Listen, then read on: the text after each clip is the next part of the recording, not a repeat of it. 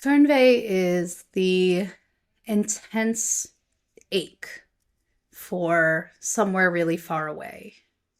It's an emotion that is quite strong.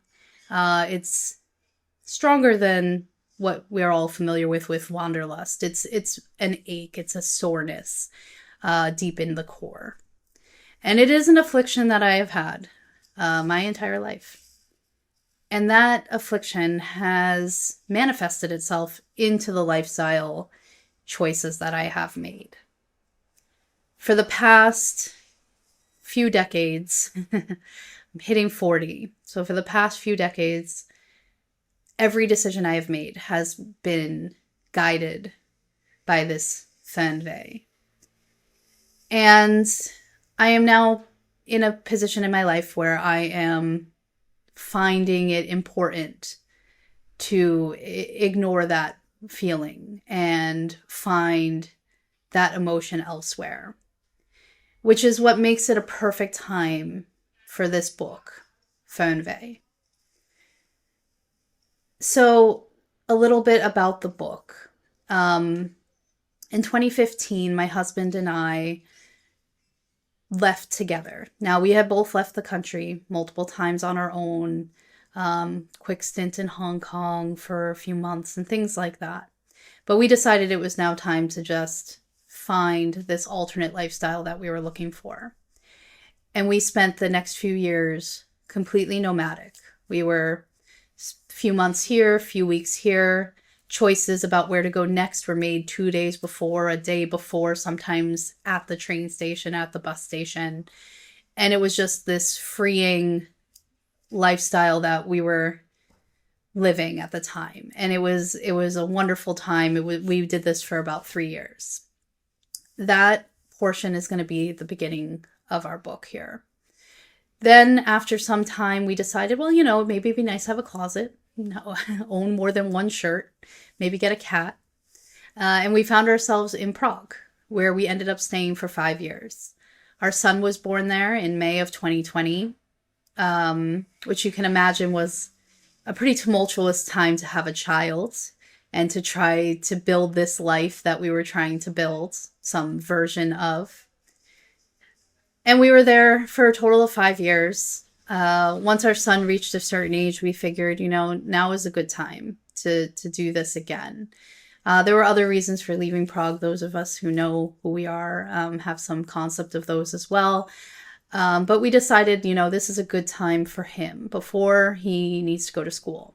So let's do it again. So then from May of 2023 until February of this year, 2025, we were traveling again, and this time with our son. And you can imagine it was quite a different experience traveling with a young child.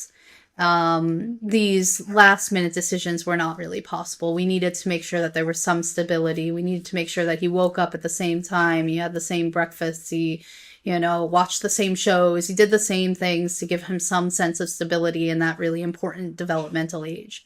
So the choices were much different. We would choose to stay somewhere for 3 months in Istanbul, collectively 6 months in Plovdiv, Bulgaria, which he still talks about all the time, 3 months in Skopje, and working our way back to Western Europe, 3 months in France, and a month in Germany, and 6 months in the UK. All these, we very specifically chose the order of events and the length of time to get him ready for this new phase, which we are in now. He's in school, he's turning 5 next week, and we're settling here. So the book is a celebration of this lifestyle and a closing of that chapter in a way, at least for now, as we have the young child. So what I'm very excited about sharing with everybody is this love of this lifestyle and of this wonderful, wonderful continent, and filled with diversity and cultures and colors and laughter and humanity and all the things that make travel and life really worth it. This book is a celebration of that. And I think that there's something special about the way in which it's presented and the lens in which it's presented through. Because when we first started this lifestyle, the world was a very different place. It was 2015, and it was already a lot different than the other times that I had lived over here. And like I said, this is the Fernweh is something that has caused a lot of choices in my life, including being an au pair just so I could live abroad for a couple years, and taking a really, really crappy job in London just so I could live in London. And these choices that were made, even at that point in my life when I was in my early 20s, the world was very different and traveling was very different. You might be aware of my other book, Selfies Across Europe, which I will quickly sidebar and say is a celebration of the selfie, is a celebration of the joy people get when they travel and saying, look at me, look where I am, look how happy I am. It is not a mockery of the practice. And I think that's really important because that is also reflected in this. And you're going to see this progression. You're going to see this progression of time. And there is a very deliberate split of the book where there's 3 sections. The first being the first section of my husband and I just completely free. The middle section is our time in Prague.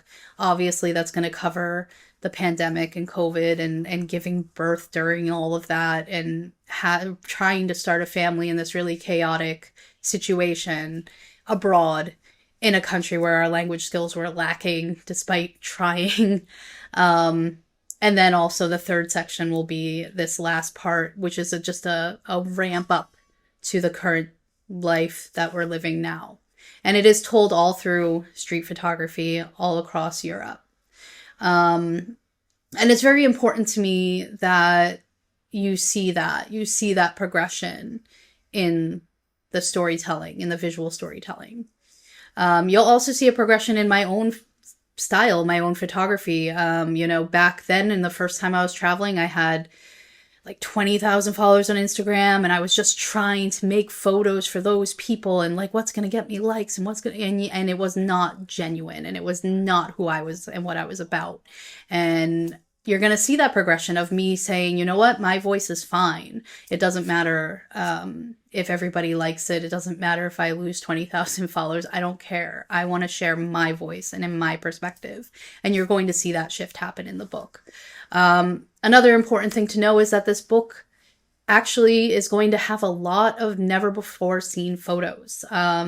I have a backlog of tens of thousands of photos, and a lot of them have never been outside of my own space. So it's a little bit, humbling, and I feel a little bit vulnerable sharing them, but I think it's really important for the story that's going to be told. Now, the last thing I really want to talk about as far as the book goes is the cover. And I think the cover might seem just like, oh, it's a flashy, bright colors. I get it. It catches the eye. But I think it's also important to know that the representation there. If you look at it closely, you'll notice that the stoplight has both the red and the yellow lit up.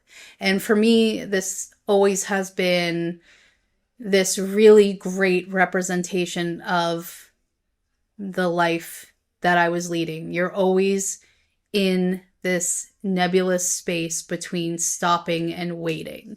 And it's always about, okay, I'm here now, but I'm only here for 3 weeks. I need to start thinking about where I'm going next. And you're always in that kind of odd space. You're never in that just go.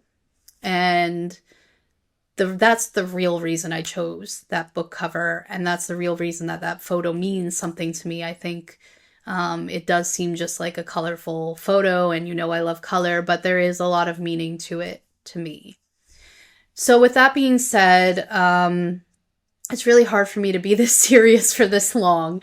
So this is a very vulnerable thing for me, and it is important for me to explain that the book does need 35 pre-sale orders before the end of this 2-week period.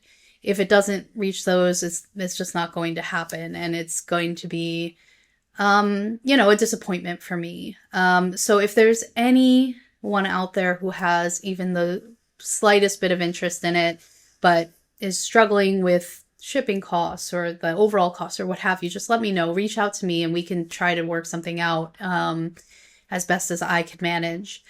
And then, I want to lastly just say thank you to everybody, sitting here looking at the Focal Point community, and those of you who have been following me since like 52 weeks and doing those 52-week projects with me every year for the past 8 years.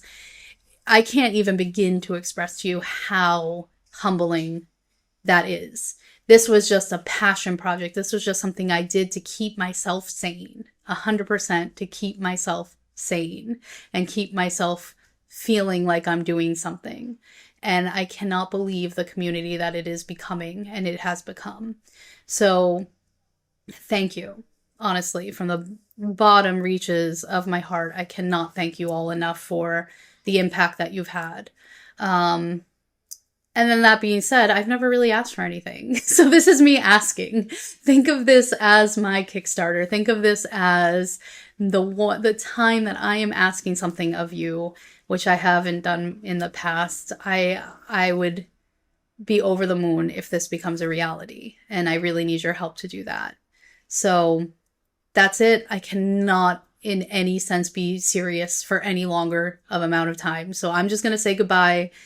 Please consider pre-ordering the book.